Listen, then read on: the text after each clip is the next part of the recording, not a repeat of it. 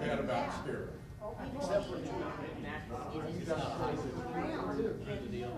That's so funny. That I feel so much.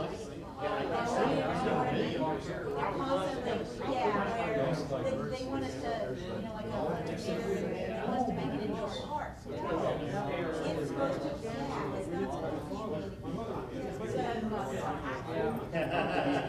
I accumulate this stuff. And that's what it is. That's why they're so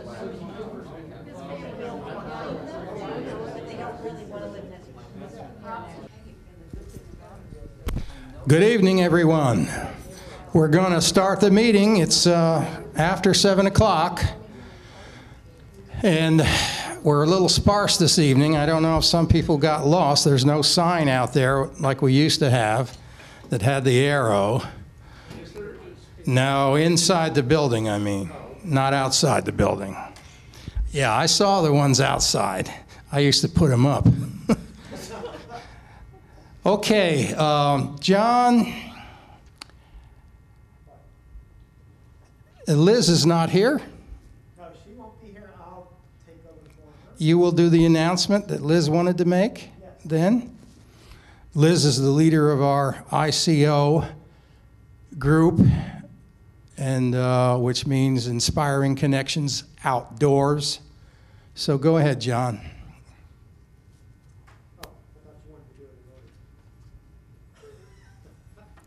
Well, when did she want to make her announcement? At the end? Of the agenda. You mean when ICO comes up under the committees? Right. Okay. Look at the screen and read. Well, I can change that if I want to. Okay. Do you want Liz report right now? No, we'll do it when you wanted to do it. I don't want to upset you. No, I'll do it now. Okay. He's going to do it. Okay, I just wanted to announce that for outdoors, as you may have seen on the previous screens, we do have 3 outdoor items going on. They're going to Colorado. Right now, in fact, they're up in Colorado. The second implementation of the Bandolier canceled trip. They're doing a second one. And anyway, in July, they're going to be going to Colorado. I believe it is San Juan Wilderness in Colorado. And that's going to be at the end of July. Over Labor Day, there's going to be a 4.5-day camping trip, which sounds exciting to me. That's in Colorado as well. And we don't have any day hikes going on right now because we have not got the people who have come forward and have suggestions about it. So if anyone does have any suggestions about day hikes they would like to see, please contact Mark or Liz and let them know about it. They would love to do it. Inspiring Connections Outdoors, for anybody who does not know what Inspiring Connections Outdoors, Liz did want to say the fall season is coming up. She does need more volunteers. So if people would like to volunteer, get in touch with Liz Whelan. You can find her contact information on our website. And she would love to have you come and help. Taking a Saturday to take kids who don't get outdoors, to guide them and be with them is what they really like to do. So essentially that's about all she wanted to say, except she really is looking for volunteers for Inspiring Connections Outdoors. Thank you, sir. And what if people want to sign up for one of these trips? The trip, especially the 2 that are coming up, you go to our website, of course, and you download the 8 or 10 pages of information and medical information and all that, and you send it back to the person who's leading that particular trip. And I forget who is leading the July one. That trip really sounds exciting. It is going to be in the high Rockies, essentially. And the one in the Pecos, forgotten the name of that one. Anyway, that one is not going to be quite as adventurous as the first one. I might actually do the 4.5-day one if I get a chance. Do you want to report on the trip to Caney Creek Wilderness? Sure. No, that's all right. It was embarrassing for me. What? It was very embarrassing for me. Okay. Well, I have been to Caney Creek Wilderness twice with Bill Greer, and we have this nice, easy hike. It goes through streams, dot, dot, dot, dot. We go to this one place, we camp overnight, we come back out, dot, dot, dot, dot. Mark said the 5th iteration of the canceled Bandelier first, then there was another south of there, it got canceled for fire. Then we wanted to go up to Colorado, and we were going to do that, but it snowed, couldn't get to the trailhead, so they canceled that. So they were going to Arkansas. They were going to do the Eagle Rock Loop. Well, it rained there, and the one place where they had to cross the river there, it was actually dangerous, so canceled that. Finally, the last thing was going to Caney Creek Wilderness and the Ouachita National Forest there in Arkansas. Well, I've been on the Caney Creek Trail with Bill Greer. It's a nice, easy little trail. So instead of bringing hiking boots, I brought trail runners. Well, we drive up, we stop at a place to eat, there's 4 of us, and over lunch, Mark happens to mention, yeah, we're gonna do the Caney Creek Trail, but we're gonna start off going on the Buckeye Trail first. And at that point, I said, oh, poo. Let me just tell you this. I had 2 pairs of shoes. Qualify that word shoes. I had the trail runners and a pair of Crocs. She knows. Good job, John. Oh, yes. As Bill would say, I'm a learning experience every day. Anyway, the trail runners almost made it on the Buckeye Trail because the Buckeye Trail is rough. It is rocks. It is roots. It is inclines. It is declines. And I mean, it is rough. By the time we got to a place where we were going to set up camp, my trail runners were in 5 parts. And I got to tell you, it was just horrible. Next day, we camped, rested well, got up, we hike out the Caney Creek Trail. Sure enough, nice and easy, gentle. If you're wearing trail runners, if you're wearing Crocs, it is hell. And I have the bruised toes to prove it. So anyway, that was the experience of the Caney Creek Trail for John. Once again. You're right, that is embarrassing. And I have other stories that are more embarrassing, but those were other trips that I went on. That's okay, we don't need any more embarrassment. You're embarrassed enough. Oh, no, no, no. There's so much more. So would you like to continue the meeting? And with? Yes, I thought I would do that. Oh, okay. Be happy to. Give me that mic. Okay, where are we now? Now we would go to our committee reports. And we usually do the conservation/eco-action report first. The chair of that committee is Victoria Howard. She never comes to these meetings for various reasons. But Renee Roberson is here.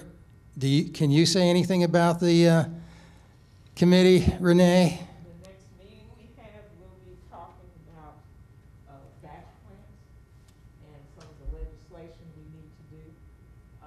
This last meeting we're dealing with a plot of land that we have an opportunity to volunteer and help. It's in Duncanville.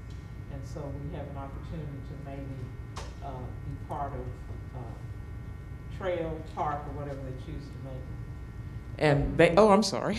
And basically, what we've been doing is looking at TCQ, looking at ways we can write letters and a lot of political things, because we've got to clean up all the districts in Dallas. Dallas has 14 districts. Some of the ones that are experiencing the disparities, of course, are higher priority, but all the districts have something going on. So we're trying to look at legislation and things of that nature, trying to get people on board with that. So anybody want to tune in to conservation, look at some of the things we're rallying for, feel free. Thanks, Renee.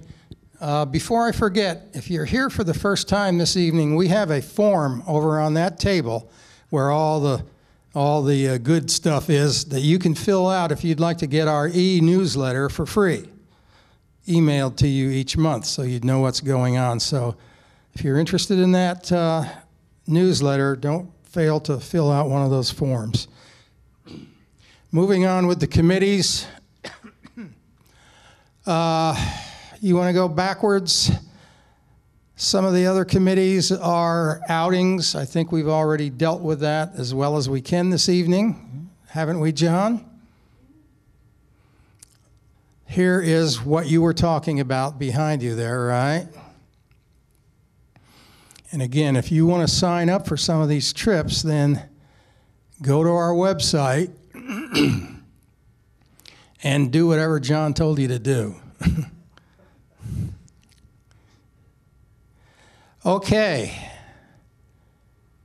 ICO, you kind of dealt with that. We gave Liz's plea for help with the ICO program, the purpose of which is to try to get underserved kids from underserved parts of this metro area out into nature so maybe they can learn something about the ecology of the area that supports their lives, and maybe we can get them interested in activities that are beneficial rather than harmful to their environment.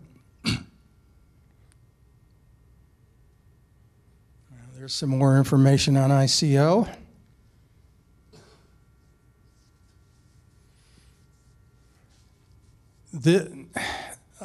Normally, after we adjourn the meeting, some people will go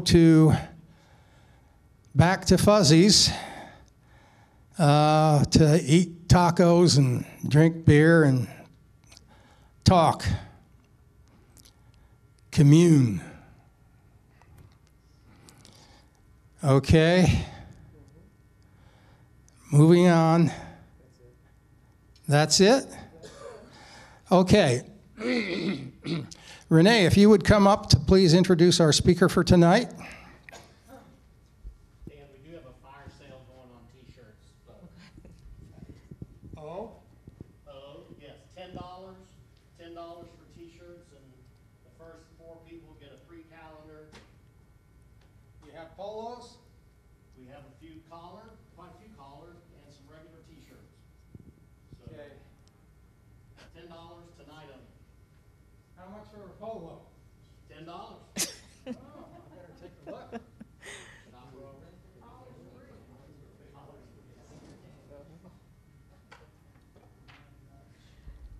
Okay, I'm glad everybody that has showed up came out. We know we're trying to get back up to speed. This is only our second in-person meeting, so we're trying to climb back up on the horse that COVID has kind of knocked us off of.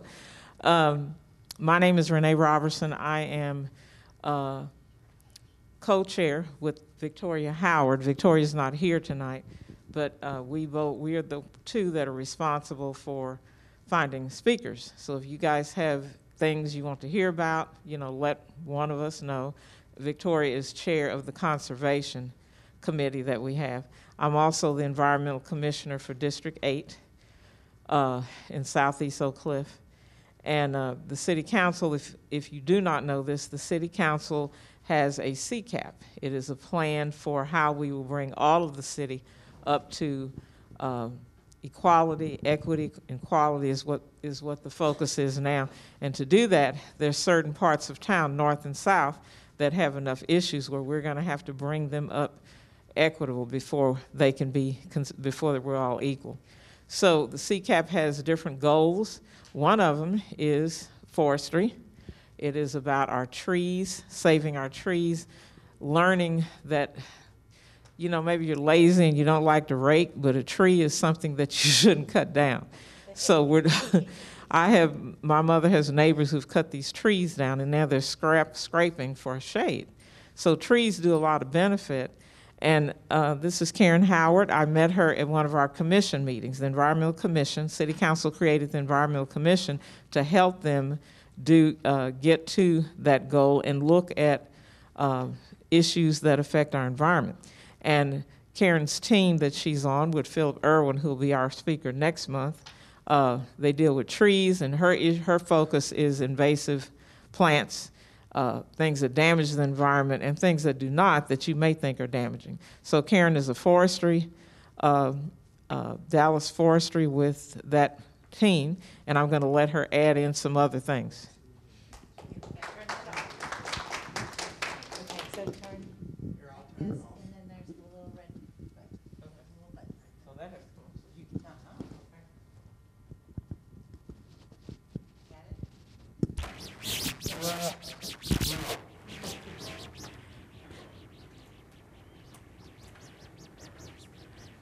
Well, say how many have to be manually basically quickly. Okay, my name's Karen. I'm the city forester.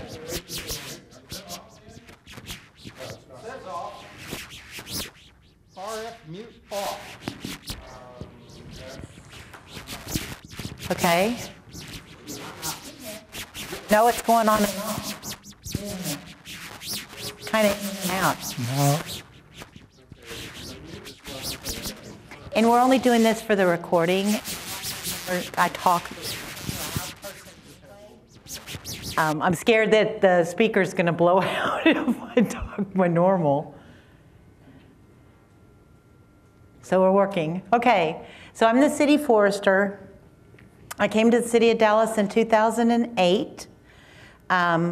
At that time, I was the only city forester, and just up until a couple of years ago. And it was me and Phil, who you'll meet. Phil is the chief arborist, and what they do is they enforce the code. So they're in development services. And before I came to Dallas, I was with the Texas Forest Service. I went into communities, towns all over the coast, Louisiana, Mississippi, after hurricanes and tornadoes. So I came here because I was tired, basically. Tired of living in FEMA trailers for too long. We're going to talk tonight about invasives, but my job is just all the trees, okay? Whether it's planting, removals, everything. But the invasives have a big impact on everything we try to do. You can't eradicate them. You can try to control. That's all you can do. So we're going to go through the majors. I can't go through everything. So I picked the majors. So the plants, it's just the major ones that you're going to see that have the biggest impacts. The same thing with the animal that I picked and the insect that I picked. Next. So we're going to call them undesirable vegetation because they are very undesirable. And these are the ones that we're going to go through. Next. So China berry. Just a note on the side, I use lots of pictures. There are going to be slides in between the pictures with lots of words. I'm not going to read all of them. I would be happy to PDF the PowerPoint and send it to somebody, and y'all can post it on your website. That way you can go back through it, and these that I printed out were just for you to make notes if you needed to make notes off to the side of something or have a question, okay? So China berry. China berry is undesirable. It doesn't completely take over an environment. You know, like you get so many of them, it shades everything out like some of the others that you'll see. But it's such a heavy cedar. People call it messy. It has so many seeds on it that those actually can clog up the stormwater drains. So it has another impact. And no, it is not native. Next. So what the slides in between are going to tell you is that you're going to see my favorite words: China, Japanese, Asian. I tell people all the time, don't plant anything that starts with those words because we don't know how it's going to react in our environment. And through research, I actually found that most of these grow in areas like up in the mountains. So the weather And the animals actually control the populations. Where they come here and they're like, woo, it's tropical, and they just go berserk. So there are applications to control Chinaberry populations. Unfortunately, on almost all of these, in fact, everything I can think of, there's not a natural, for us, there's not a natural way to control. It is a chemical, unless you just keep cutting them down over and over and over again. Okay, they just never go away. Next. My favorite. This plant can completely change the environment it is growing in. It can grow 4 feet a year. And it just keeps growing, and it grows from the seeds it drops, and it grows from the roots. It's crazy. And what happens is it gets so dense that nothing naturally regenerates. All of our native stuff underneath. So when you've taken it down, like we did at White Rock Lake a few years back, we cleared whole area because the homes that were backing up to that area, they had problems with people jumping their fences, homeless in the privet. We could not get to like a dead tree that was standing right in the middle. And this isn't a park, heavily used. But we had to, with volunteers, it was me and volunteers, every Saturday out there cutting, and then the city supplied a pesticide applicator that walked behind us. You cut it off at a foot, the stump, walked behind us with a barbecue, the sauce mop, and just did this on the stump. 30 days later, 100% dead. And they went back and they got all the stumps, but it was barren when we got done. And they're like, okay, we're done. Well, no, you're not. Now that you got all the stumps, you've got to regularly mow. Because think about that seed layer that's right there. They just keep popping up. It takes about 5 years just for one little area. And contrary to popular belief, there has been research done. The seeds provide no nutritional value to wildlife, period. So they eat them and they poop them, which spreads it even worse, right? Nothing. Next. So that's what we've been talking about. There's different ways that we've done on the basil applications and everything, but just the painting the stump with the herbicide actually worked the best. Next. Tree of heaven. It is not heaven. This one, along with another one you're going to see in a minute, Chinese tallow, again, seeds so heavily and so prolific, and it always grows next to creeks that you just keep finding it farther and farther downstream. And talk about grow. Think privet grows fast. This thing grows like crazy. And probably the easiest way to tell this one is in the wintertime, it almost looks like a stick. That one has that right there has a lot of branches compared to most. They look like a stick. They have real big bud scars on the side. When it has leaves on it, the leaves that you see right here, that leaf can be that long, that long, from where my hand is to the floor. I mean, they are long leaves. So they're very distinct for you to be able to tell. Next. So, it is relatively easy to kill, but again, it's an application to the stump.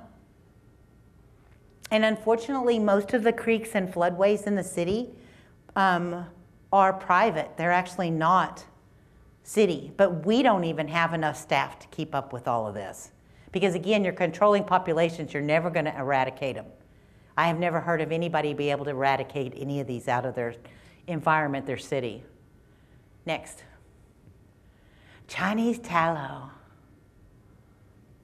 Do you know why people plant Chinese tallow? They say it's, the color. And I'm like, come on, we got trees. I mean, look at a Shumard oak or a Texas red oak. How dark they get red in the fall, right? And the elm's yellow. I mean, we've got color. they just see too many shows on TV from up north and maples. We don't have those. We have sweet gum, that's as close. So we have them. Yeah, it just drives me crazy. These were actually, most of these brought in for different reasons. The China berry was for the growth and the shade.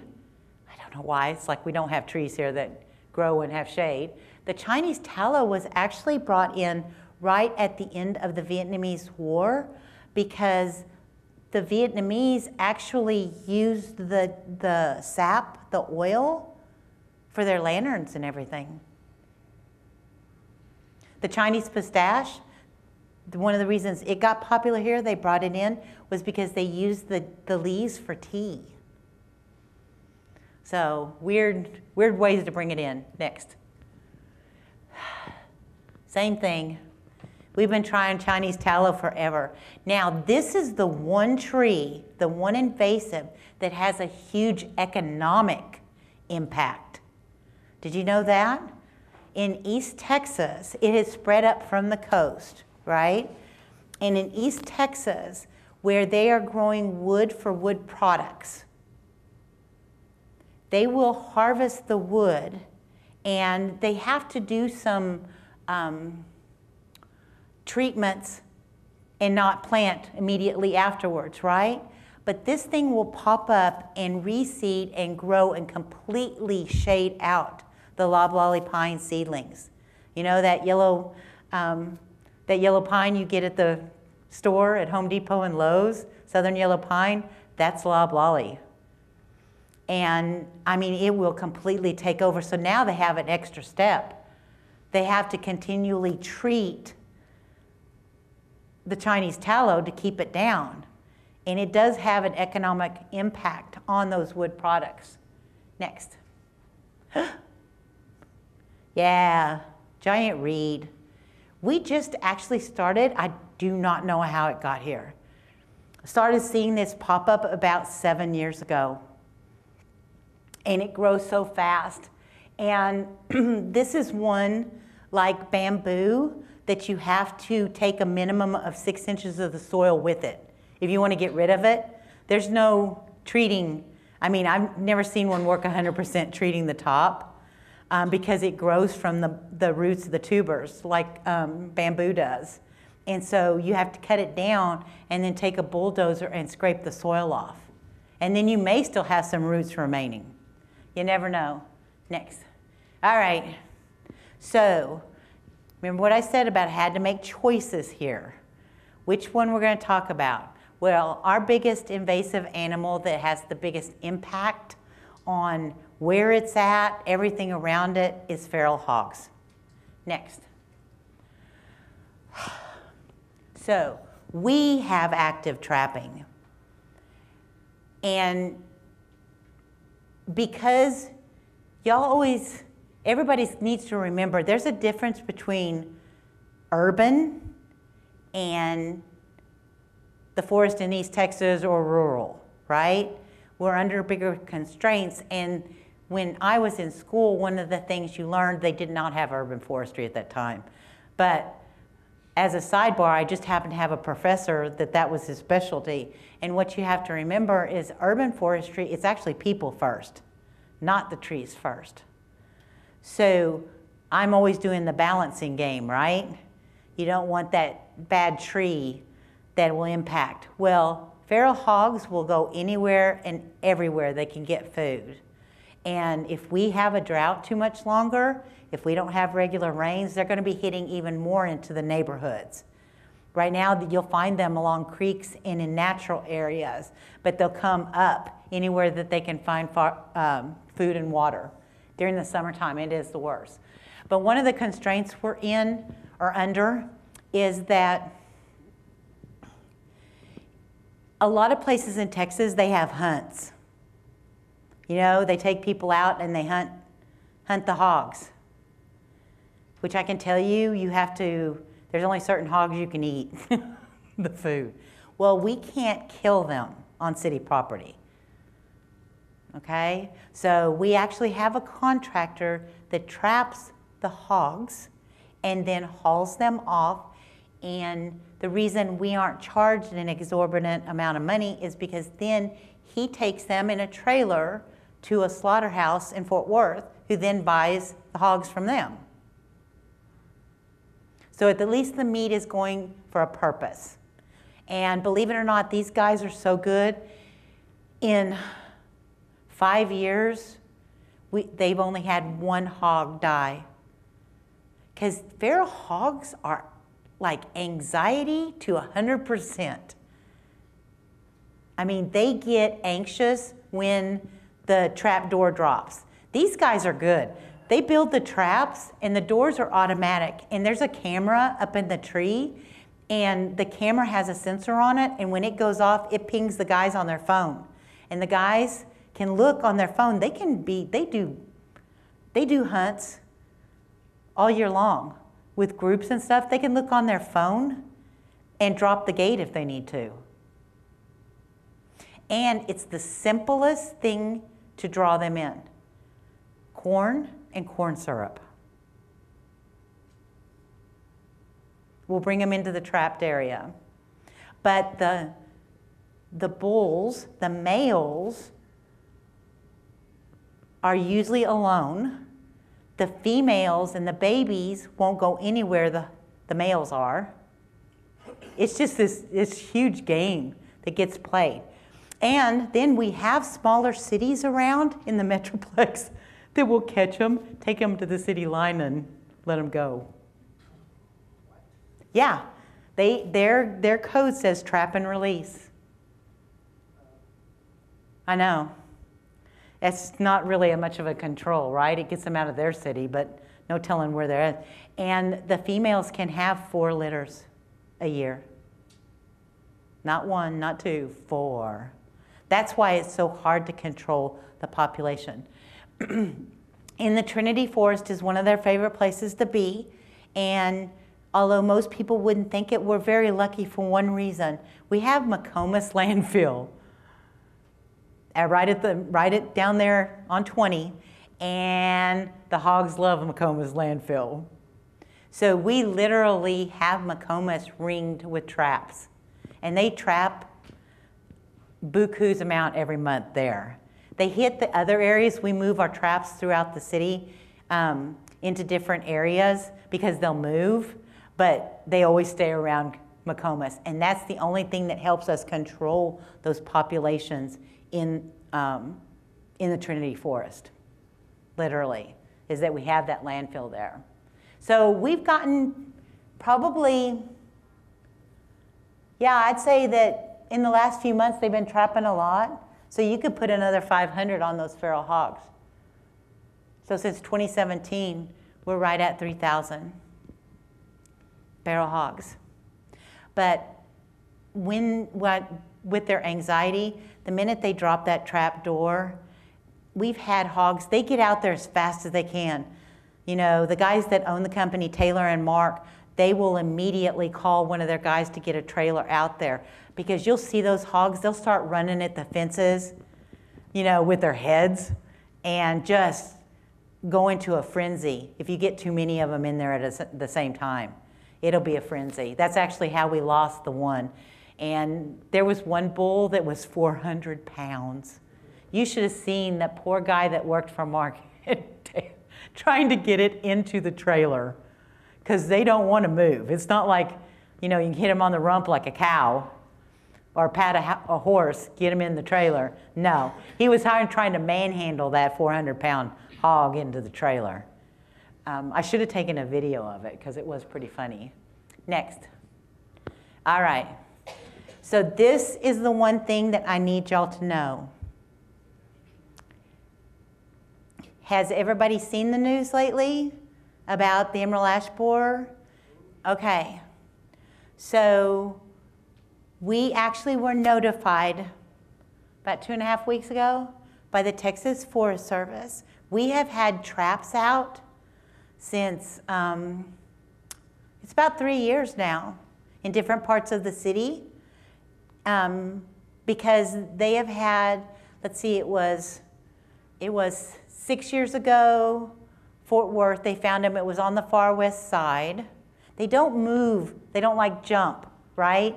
Like some of the termites and stuff. They don't swarm and go to different areas. And then they found one in Denton.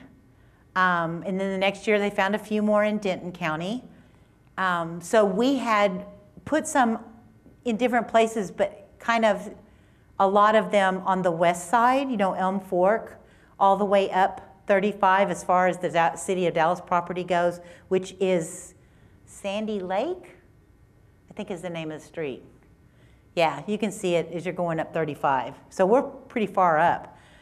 And that one, and then in far southwest is where they found a few beetles in both of those traps. And the traps, those of you that are old enough, do you remember the yellow sticky that used to hang for flies and stuff? It's like a giant triangle cardboard, but it's purple sticky all over it. So they get everything, and the Texas Forest Service was monitoring. So they alerted us immediately when they found it. And then everybody went into a frenzy. And we keep telling everybody, guys, it's a marathon, not a sprint. You need to do this now. You need to treat all the trees. No. Because the one thing that has affected the ash trees more than EAB, I mean, we don't have an infestation of EAB, it just got here, is actually the freeze the last 2 years. All the ash trees that you see where the tops are half dead or 3/4 dead, and all you see is sucker growth at the bottom, that's actually our 2 freezes, not EAB. And once the beetle bores in, it can take up to 2 years before you even see signs of the EAB. Next. But it's really pretty. So this is the size of the EAB, my little thingy. Okay, so it's tiny, which is why they use the sticky paper traps, right? To find them. And then another kicker is there's only one place we can send those to confirm that they're emerald ash borer. And it's at one guy in Michigan. I know, stunning. Well, they've been dealing with it for 12, 15 years. So they've got everything set up in Michigan and Wisconsin. Yeah. So all species of ash trees are susceptible. It does not attack any trees but ash trees. I get that question a lot. That's why it's called emerald ash borer. If we were doing my arborist school or community forester academy or anything, one of the first things I tell everybody when we get to the insects section is insects are very species specific, especially the catastrophic. So it is a significant threat. But how many of y'all know anything about ash trees? Uh-huh. Their lifetime is short, like 30 or 40 years, and a whole bunch of them were planted about 30 or 40 years ago. Right. And they're all about ready to die. Yes. And 30 or 40 years is very lucky for an ash tree in urban. Okay, so here's the thing. Trees, just like us or anything else, have a life cycle, right? You're growing, you reach maturity, and then you start going downhill. I know the downhill side. We're going downhill. Well, we do like this. Oak trees do like this. Ash trees do like this. And anything that grows fast is weak-wooded. Think about it. The wood doesn't have time to develop.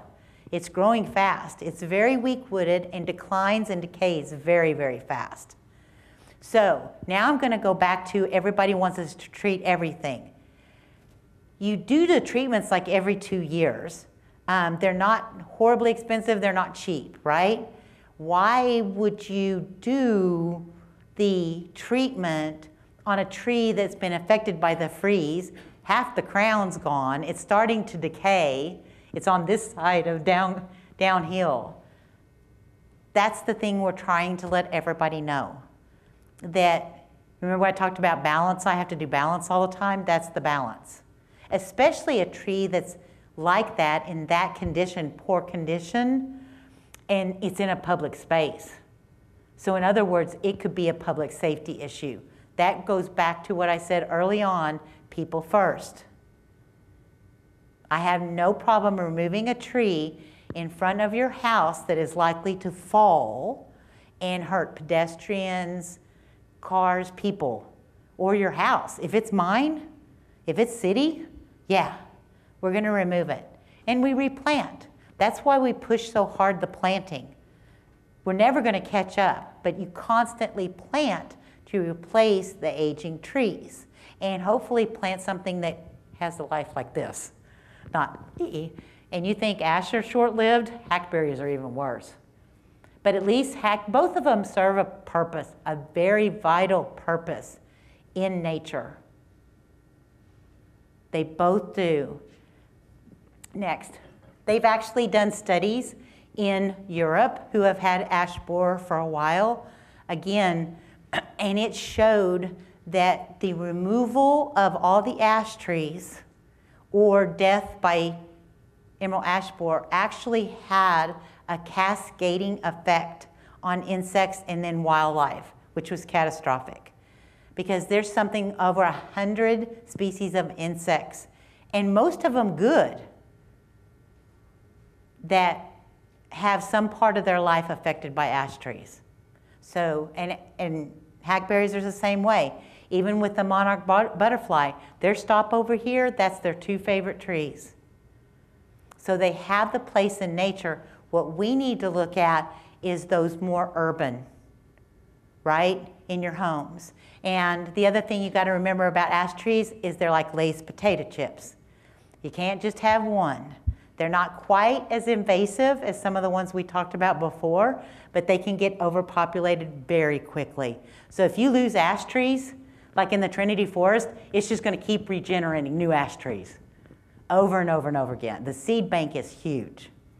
So this is actually the map that the U.S. Department of Agriculture has trying to track. So you can see these people up here have been dealing with it for a while. It was probably 18 years ago when they showed up right here in Texarkana area. And then, of course, we're not even on the map yet. The Texas Department of Agriculture is the regulatory agency over this. And we'll talk about that more in a minute, of what they're overseeing. But they're a little slow. Well, we're not waiting. We want everybody to know. We'll even talk about quarantines here in a few minutes, that this is where. So we're right here. This is Tarrant County. Denton's on it, and Parker County is the new one. They don't even have the Parker County on the new map yet. So we kind of have a string. Yeah. How did it get over here? People moving wood. People moving wood. Oh, we're going camping. We're taking some wood with us. How did it get to Fort Worth? One of the first ones in our area.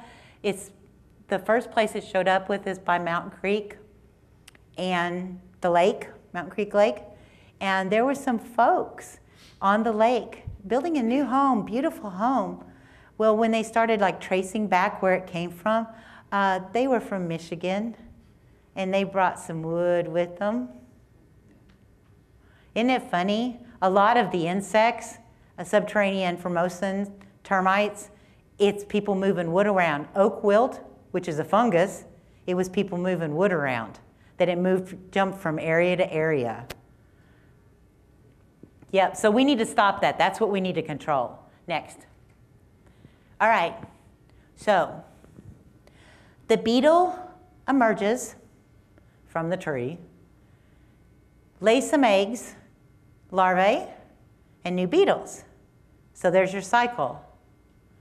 So the treatments that everybody's talking about, and I'm not going to tell you what treatment to use because you have private property, and I would be liable for it, so I don't tell private homeowners what to do.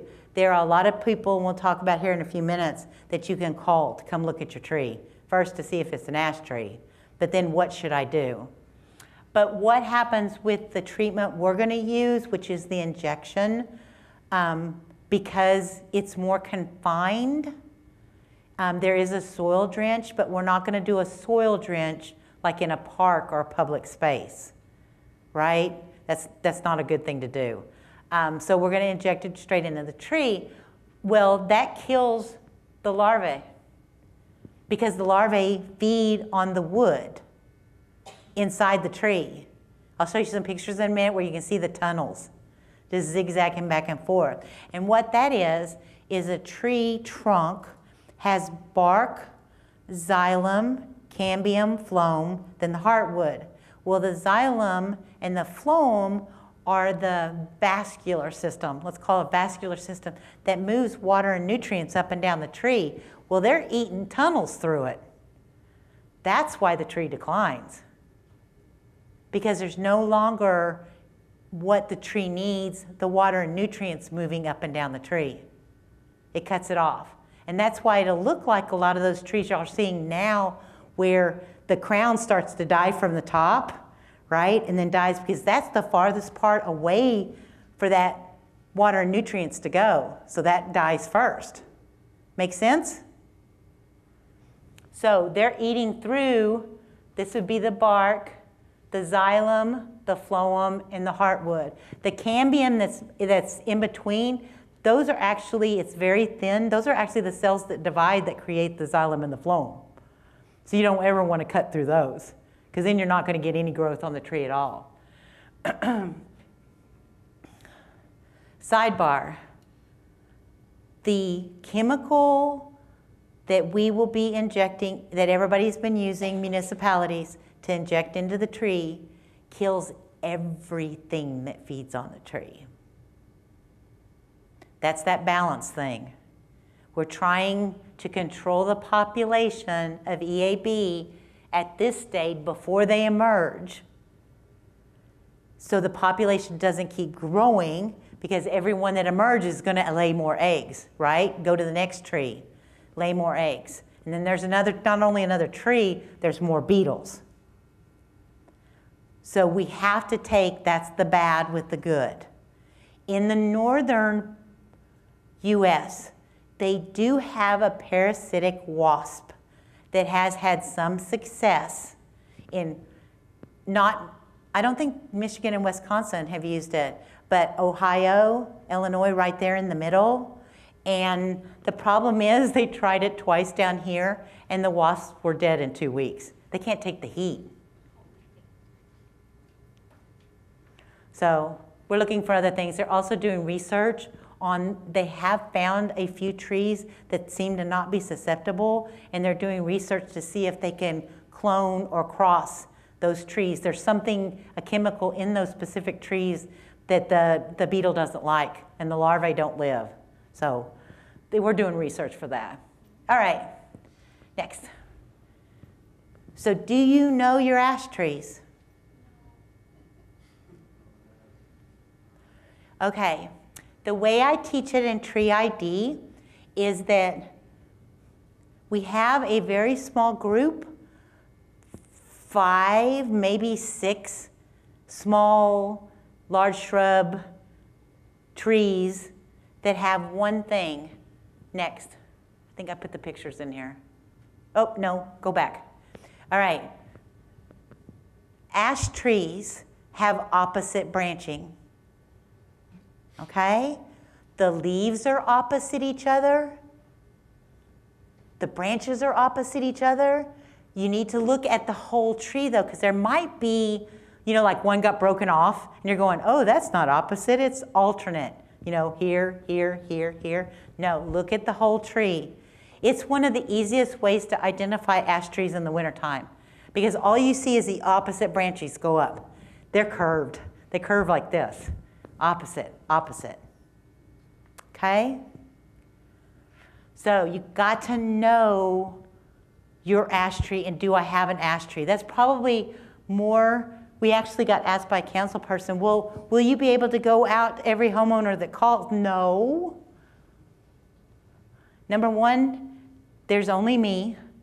And then Parks Department has one, with not as much experience, has one. And then Public Works has one forester, but he just manages one crew. So there, no. But here's the thing, go on to the next. This website right here, the International Society of Arboriculture, has certifications, arborist certified certification, municipal certification. They even have a master's certification. That people, they go through training, they have to pass an exam, they have so many trainings they have to take to get it renewed every 3 years. So hopefully, fingers crossed, they know enough. And you can go to this website and actually search for a certified arborist. At least you have that, right? And then you call them and ask them to come out to your house. Some of them work for the big companies, some of them work for the small companies. Some of them are independent. I know in the city of Dallas, there's a bunch of them. You can go through and start picking and choosing. And you have them come out to your house and they can tell you this, yes, this is an ash tree. And they can do a complete assessment on that tree. You know, what kind of condition it is in. Do you see the bore holes in the side of the trunk, right? They're dome shaped. EABs don't do just a round hole like a lot of the borers do. They actually do this little dome shape, but it's like the size of the end of my finger. So you really have to look, and you probably won't see just one. And if the beetle has laid the eggs and the larvae, where the larvae start tunneling, the bark will detach because the wood's dying, right? So the bark will detach, but they can do that. And what I've told people that have asked me already what to do is you tell that certified arborist, I want your assessment in writing. And he will help determine, is this tree on the decline already? Remove it, let's get you a new one in here. Or treat, okay? But that's why they're certified. But like I'm telling you, I tell my community foresters all the time, the first question you ask is, do you have insurance? Right? And then you ask, are you certified? And this site, Trees Are Good, they'll actually have their certification number on there. And we also have to sign ethics agreements. So they should be giving you the best advice. I can tell you now, though, most people will even call me afterwards. And just like when you get estimates on repairs, if you don't know the company, get 2 or 3 of them coming out there, right? And then when they write up the report, see if there's any difference between all of them. So that's what you should do. Next. We do have planting programs, and one that works for y'all. It's the only impact that we have on private property. Because as a city employee, the city can't go onto private property and do work or, you know, pretty much do anything. I think the only exception is code compliance, and that's usually in a severe situation where they have to go in and do something, and then they put a lien against the property for the property owner that didn't take care of it, that kind of thing. This second one, Branch Out Dallas. Not Branching Out Dallas. I don't know why they named it the same. Branch Out Dallas is an annual event. Our Dallas Arbor Day is the first Saturday in November. State Arbor Day is that Friday, and we give away trees. They're 5-gallon trees, oaks, elms, redbuds, usually a few of them, sycamores, all our good big shade trees, right? Because we're trying to get that canopy back. And this is the opportunity for homeowners to come get trees. So we have registration like from September 1 to September 30th. There's a website. We have a website, City. It's actually under DWU. Dallas Water Utilities, because that's the reason that we were able to actually do this. It's y'all pay stormwater fees. We could legally take a small portion of that stormwater fee money and buy the trees. That's all I can do with it is buy the trees, because then it's going back to you. Okay? So that's the one. We have the reforestation program is, let's say you live in a neighborhood that has an HOA or a neighborhood association, or just a group of you. Those are trees that we can get out of the reforestation fund, buy them, bring them to you, and can be planted along the street. Because that's a city easement. So as long as the tree's planted, because the reforestation fund, people talk about it all the time, but that fund is strictly for purchasing trees for public property. So that gave us that easement, that city easement, the utility easement, right in through that area.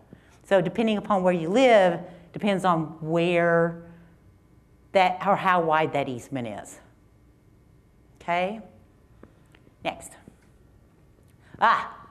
There's a picture of the pupa. There's what it does to the tree.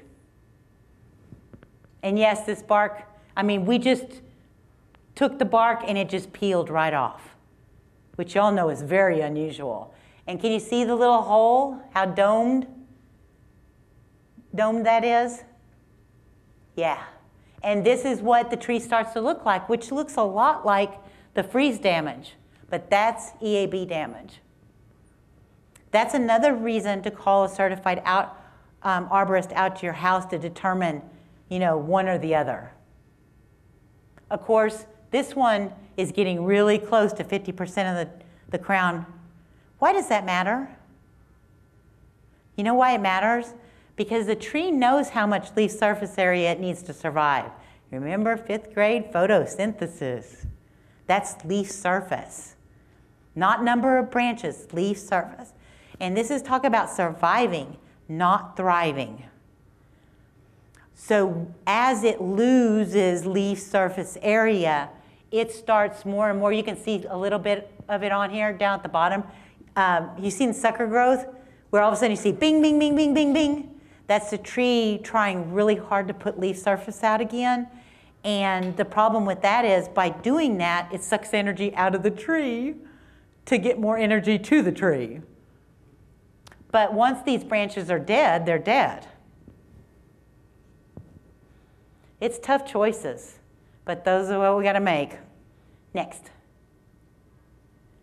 Okay, quarantine.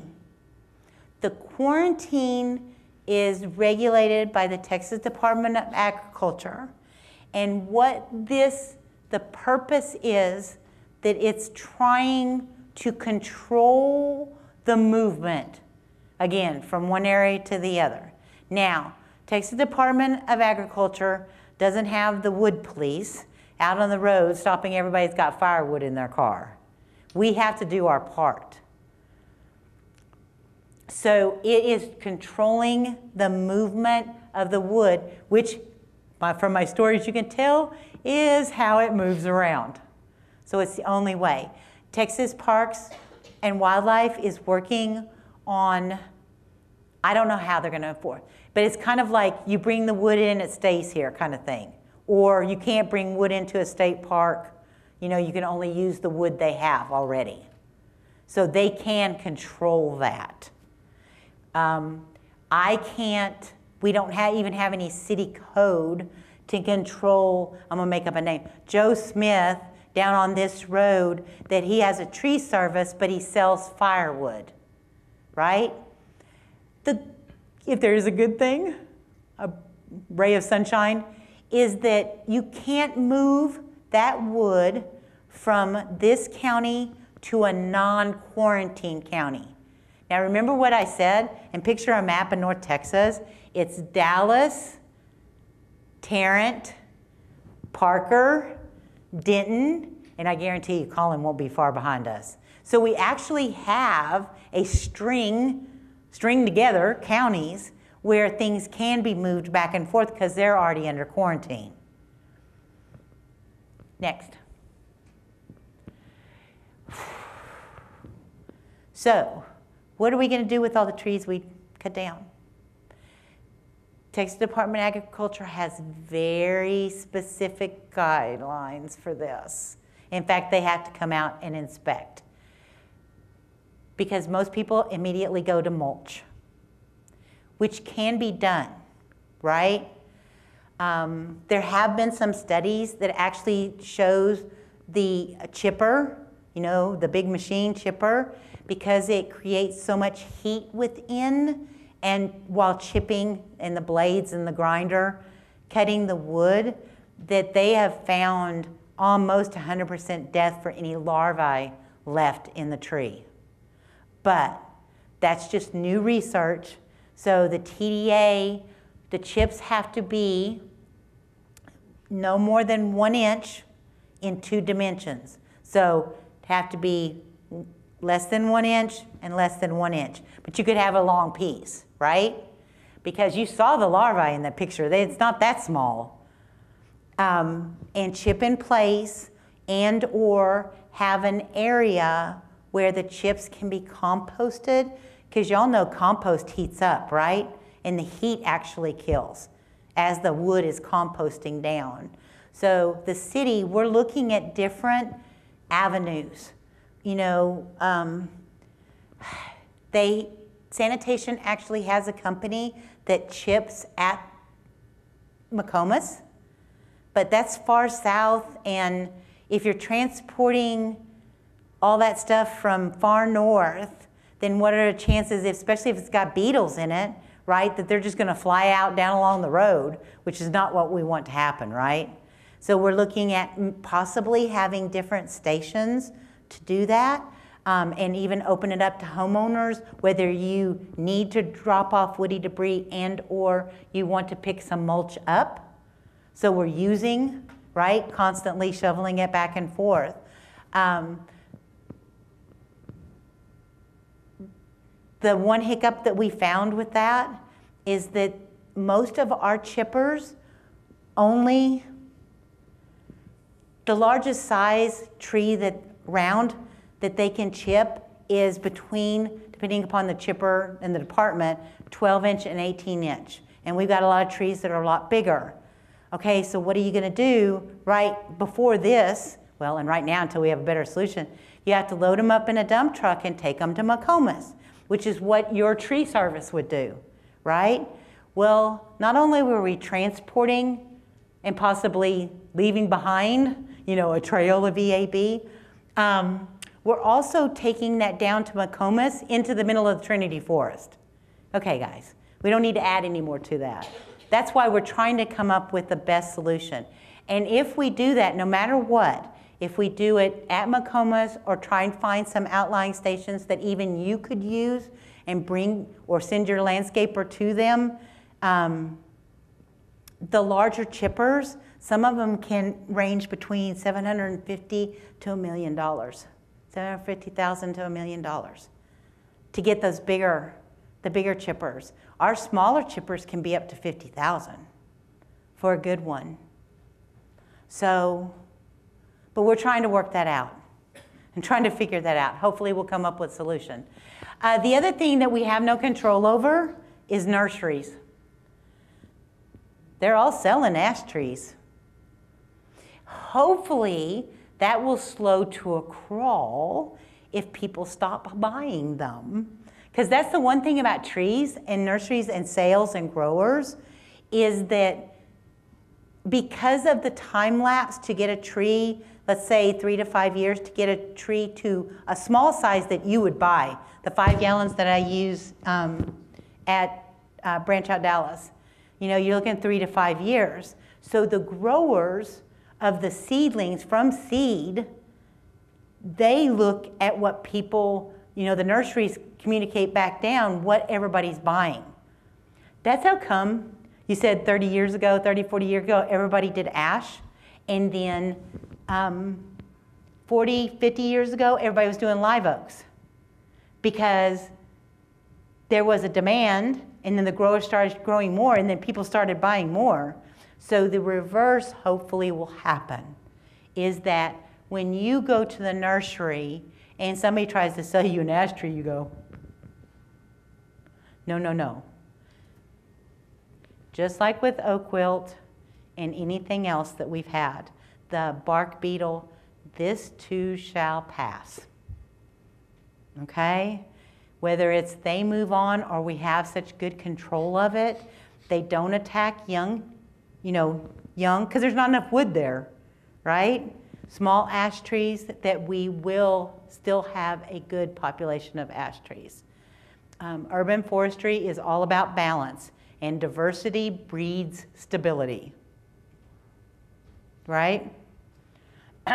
So that's, unfortunately, that's not something Department of Ag, again, is supposed to be able to control that a little bit. And you can sell them within a quarantined county, and you can sell them to the quarantined county next door, but you can't take them out of the quarantined area.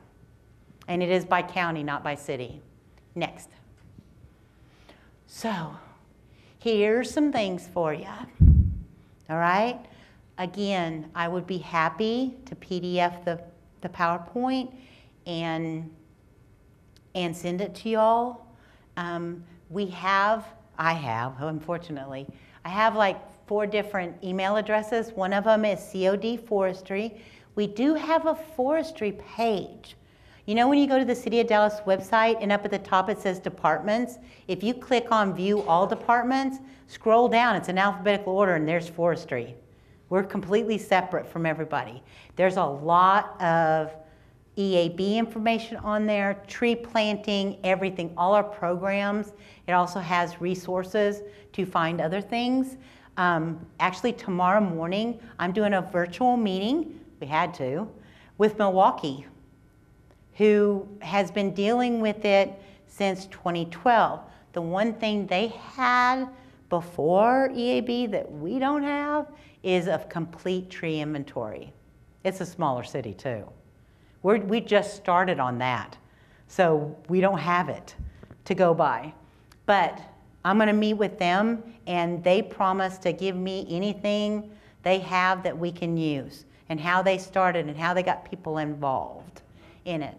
So for groups, clubs, like Sierra Club, HOA, neighborhoods, associations, what y'all can help with is just get information out.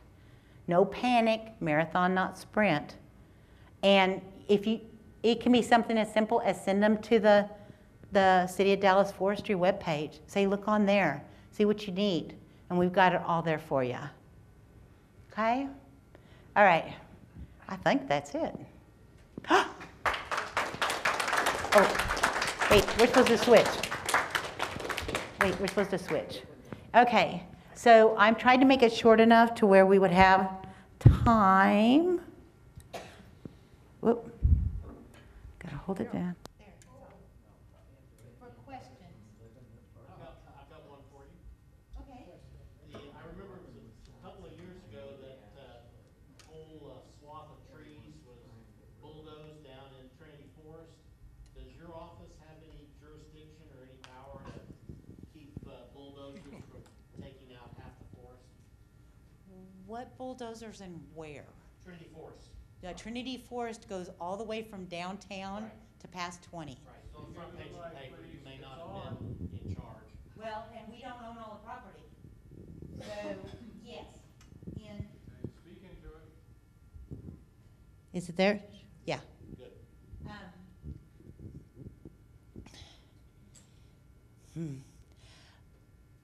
Most of the time, in fact, all the time I can think of, unless we had like a wastewater project and I'm right down there with them, it's private property and we find out about it after.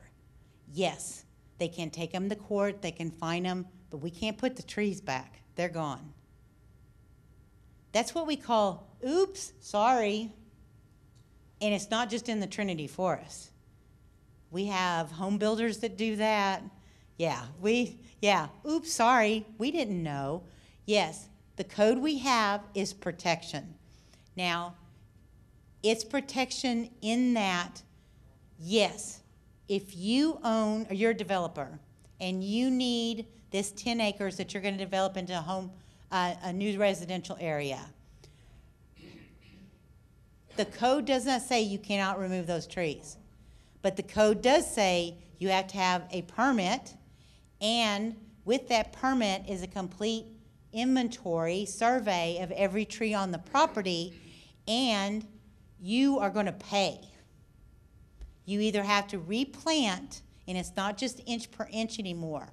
A significant tree now, let's say, I think it's a eastern red cedar, 24 inches and above, you're going to pay not 1 inch per inch, it's going to be 1.5 inches per inch. And so they have different levels.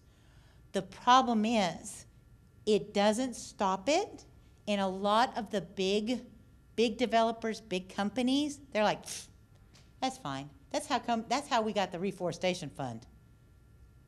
Because it's not worth it for us to try to preserve these trees. We'll just pay into the reforestation fund. So in true sense, that's why it's not really a preservation code, but we just try to make it as stiff and give them alternatives to taking down all the trees. Yes? How far do you think you'd have to go from here to find a wild boar?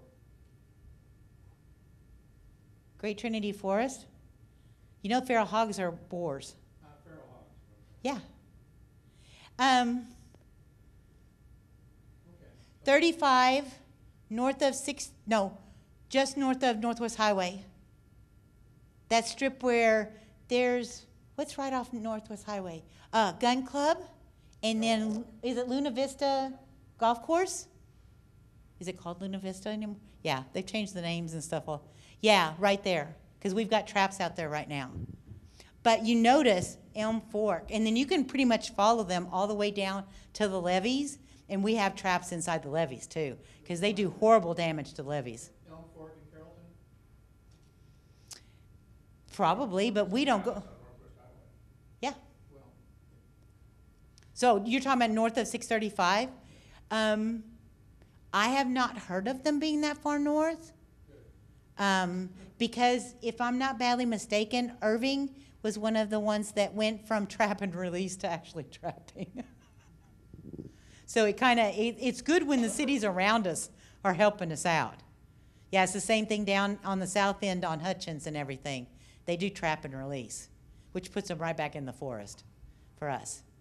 What else? Yes, sir. I had a question posed to me about 2 months ago about a apartment complex being developed south of Gaston and near I-30 along the creek. It was a vacant part of land.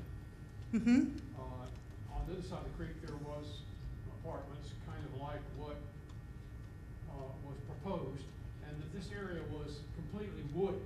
Uh-huh. The residents didn't like, I think they didn't like having apartment owners next to them, and that was maybe their main objection.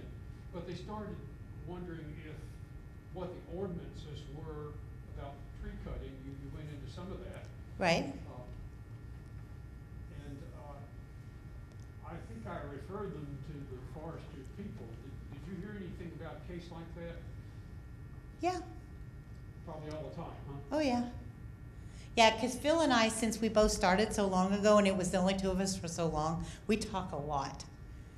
And he'll ask me about this, and then I'll ask him about that. Yeah. Yeah.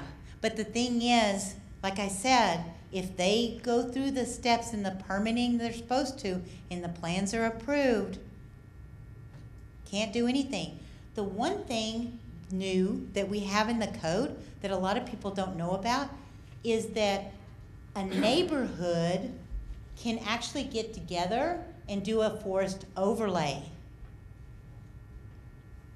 I mean, that protects that neighborhood, because that's another problem that we've had, like in the M streets and down in there, where they're building I call them McMansions, zero lot line, right? They're buying the older homes and just tear them down and then build the big house right in the middle.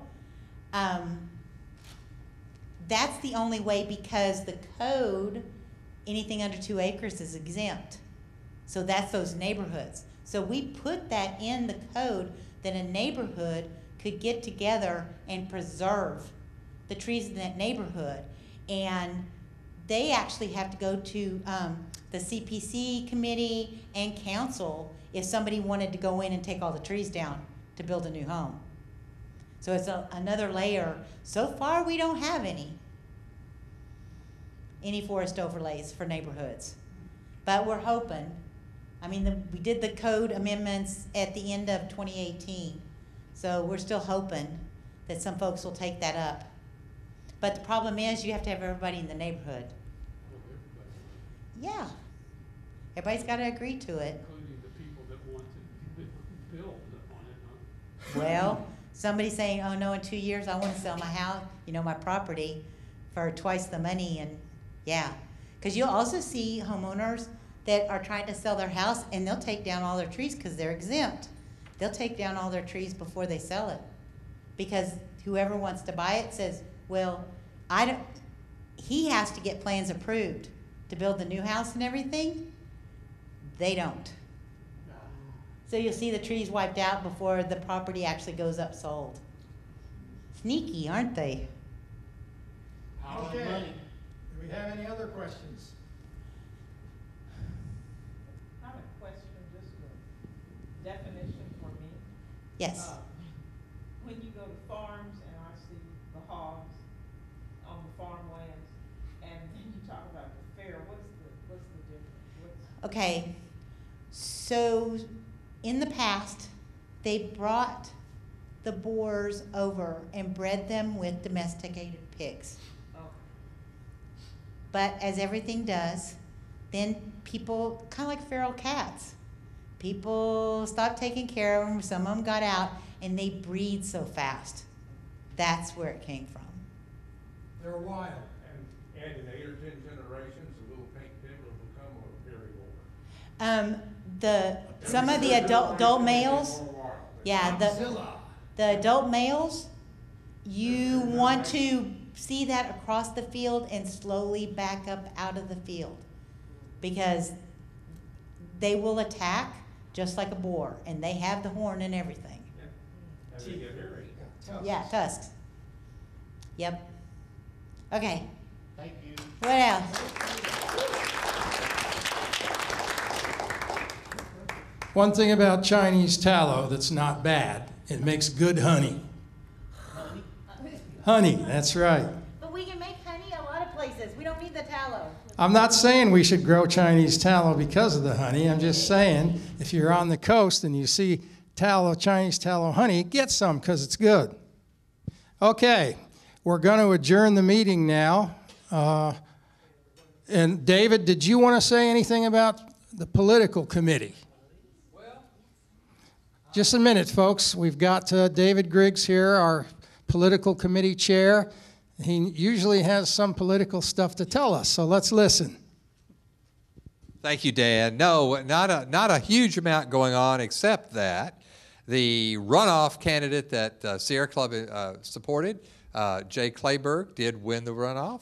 So that's great news, and we certainly hope that you will support Jay Clayburgh for Land Commissioner in the fall. The Sierra Club will be making additional endorsements probably in the governor's race, the lieutenant governor's race, and the attorney general's race in the near future. So watch for that. We've got plenty of time for that in the fall. So a couple of other state representatives that we supported in the runoff, John Turner over in House District 114 and Vinton Jones in House District 100 did win their runoff. So we had a pretty good success rate. We did send a card out to our members in those affected districts. So if you live in those districts, you would have gotten a postcard that identified those candidates. So anyway, we'll hear more about that in the near future, but thank you for the time.